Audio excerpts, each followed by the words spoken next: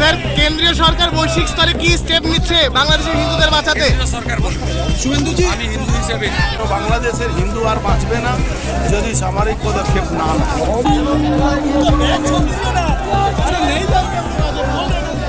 গতকাল শুভেন্দু অধিকারীর ডাকে বনগাঁ পেট্রোপোল সীমান্তে ব্যাপক প্রতিবাদ কর্মসূচির আয়োজন করা হয়। বাংলাদেশে সাম্প্রতিক সময় হিন্দুদের উপর অত্যাচার এবং ভারতীয় পতাকাকে অসম্মানের প্রতিবাদে শুভেন্দু অধিকারীর ডাকে 24 ঘন্টার বাণিজ্যিক অবরোধ কর্মসূচি পালিত হয়। সেখানে স্থানীয় জনসাধারণ কি বলছেন অংশগ্রহণকারী নেতৃত্বরা, জেনে নেব তাদের মুখ থেকেই। দাদা, কেন্দ্রীয় সরকার কি কোনো সামরিক পদক্ষেপ নেবে? যদি নেয় খুব ভালো, কেন বাংলাদেশের হিন্দু আর বাঁচবে না যদি সামরিক পদক্ষেপ না নেয়। দাদা, হিন্দুদের রক্ষায় আপনারা বিজেপির তরফ থেকে কি ধরনের সিদ্ধান্ত নিচ্ছেন?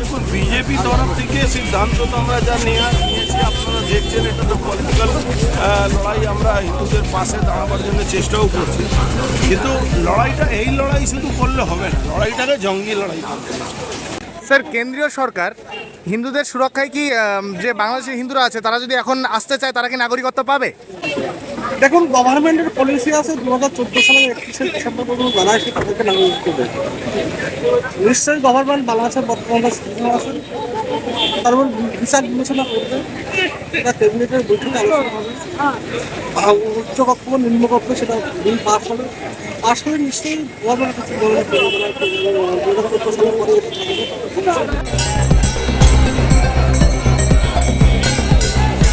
স্যার, কেন্দ্রীয় সরকার এই যে বাংলাদেশে ভারতের পতাকার অপমান হয়েছে এটা নিয়ে সম্পূর্ণভাবে বাণিজ্যিক অবরোধ করছে না কেন?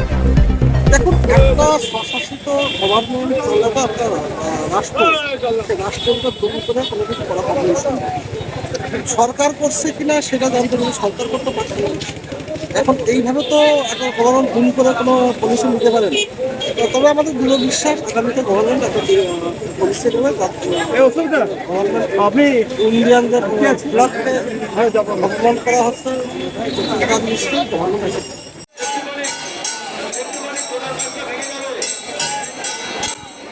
ব্যুরো রিপোর্ট, রাষ্ট্রীয় প্রসার বাংলা।